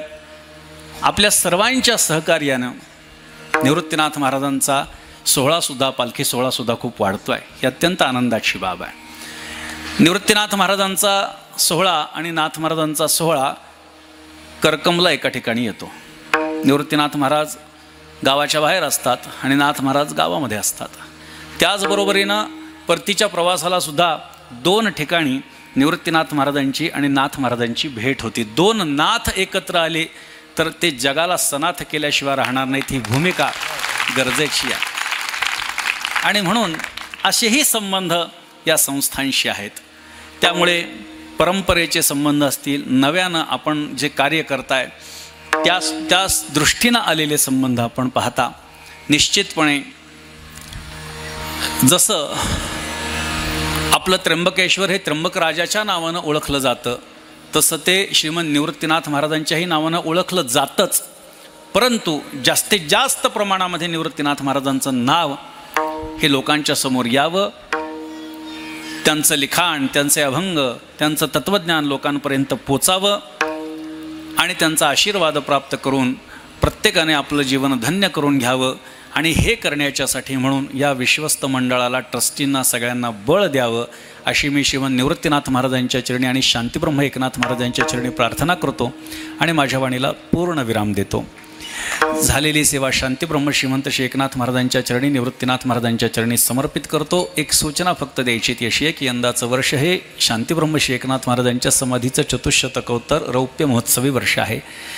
म्हणून दिनांक 31 मार्च 2024 या दिवशी एक संकल्प आपण असा केला आहे. खरं तर एक संकल्प आम्ही पूर्ण केला, एक विश्वविक्रम वारकरी संप्रदायाच्या नावानं केला की ज्या एकनाथी भागवताला पारायण करण्याच्यासाठी, म्हणजे 18,800 ओव्या, ज्ञानेश्वरीच्या दुप्पट ग्रंथ आहे, आपल्याला कल्पना असेल, त्याला वाचण्यासाठी किमान 45 तास लागतात.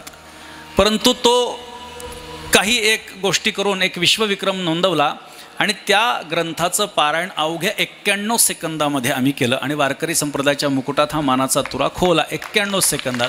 आता कसा काय ते तुम्ही यूट्यूबवर बघा बरं का.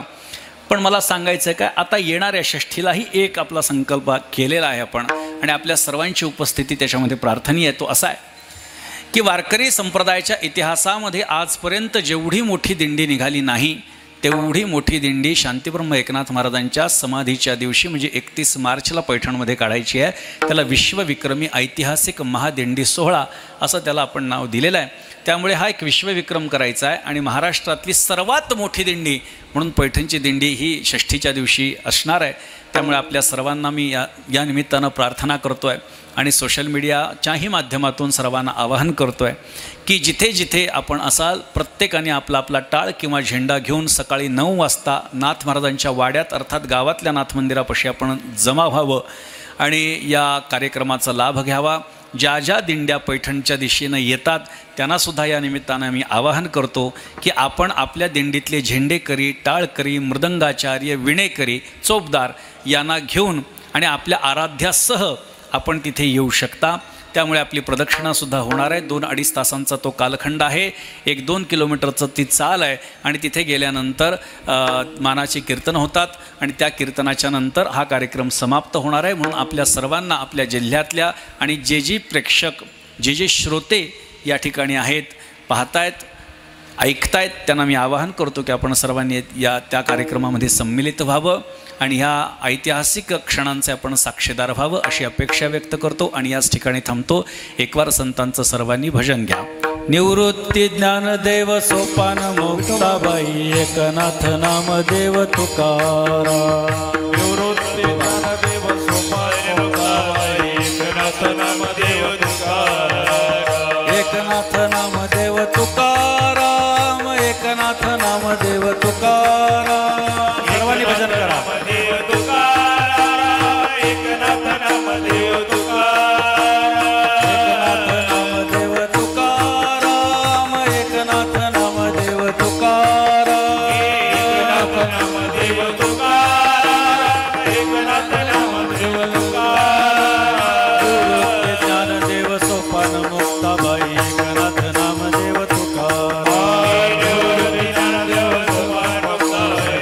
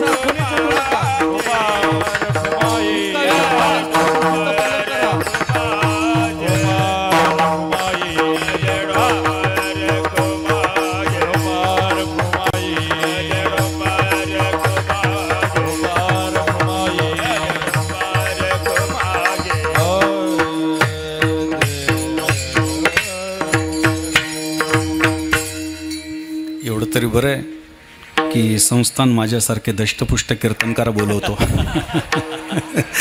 नाहीतर गंमत होऊन जायची एखाद्या कीर्तनकाराची. असं आपण खूप सुंदर कार्यक्रम या ठिकाणी साजरा केला आहे आणि दरवर्षी होणारच आहे.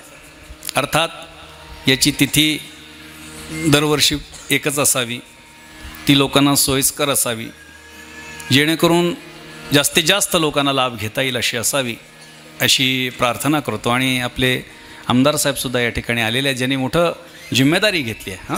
मंडपाचा, अखंड मंडपाचा त्यांनी पूर्ण जिम्मेदारी घेतली. आणि खरं सांगू का, मी तर इथे नवीन आहे, माझी काही राजकारण्यांचा जास्त काही संबंध नाही. मला माहिती पण नव्हतं ते आमदार आहेत. कारण आमच्याकडे किंवा इतर ठिकाणी जर बघितलं, आमदार म्हटलं की 5-50 कार्यकर्ते येतात आधी, त्यांचाच धुडगूस असतो. पण ते कळालं नाही. ही नम्रता आहे. संतांच्या ठिकाणी कसं यावं हा आदर्श घेतला पाहिजे महाराज. एवढंच बोलतो, जास्त बोलणार नाही. असो, संतांचं भजन झालं आहे. आमच्या परंपरेप्रमाणे एकदा सर्वांनी नाथ महाराजांचं भजन करा.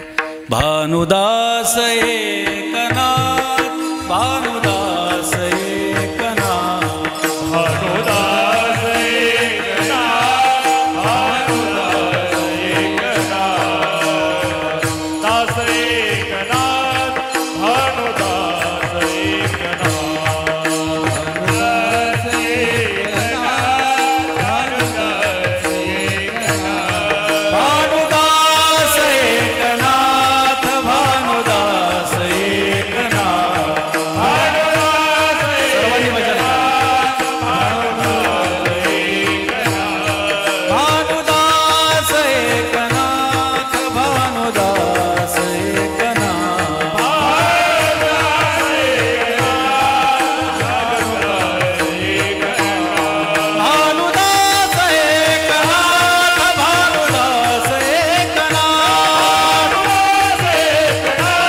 भानुदास एकनाथ,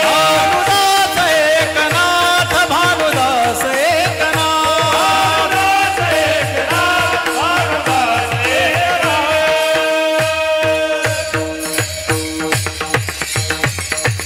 विठ्ठल जय जय.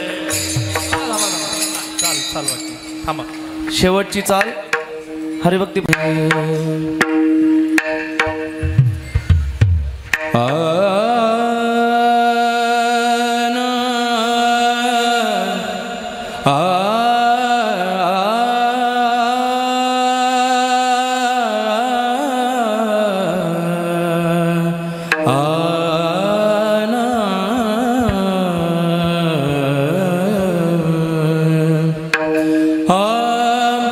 एका जनार्दनी सद्गुरु, एका जनार्दनी सद्गुरु, एका जनार्दनी सद्गुरु, एका जनार्दनी सद्गुरु. एक जनार्दनी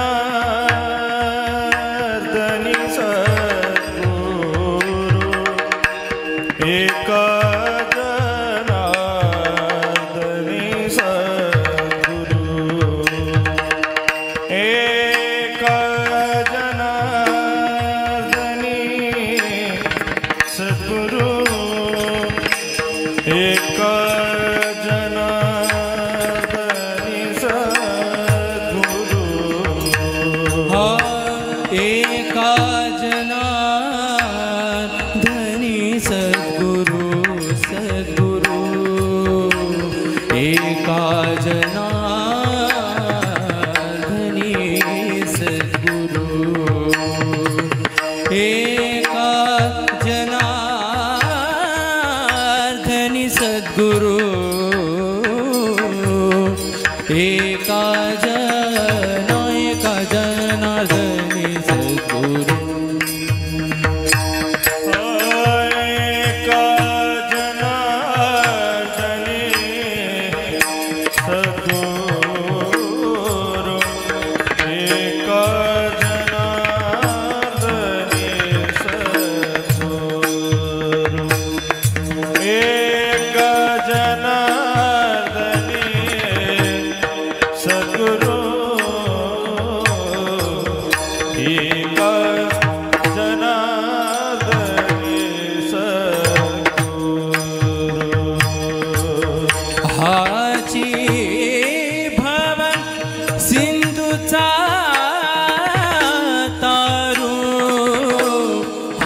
भव सिंधुचा तारू न लगे आणि कहू पाव न लगे आणि कहू पाव न लगे आणि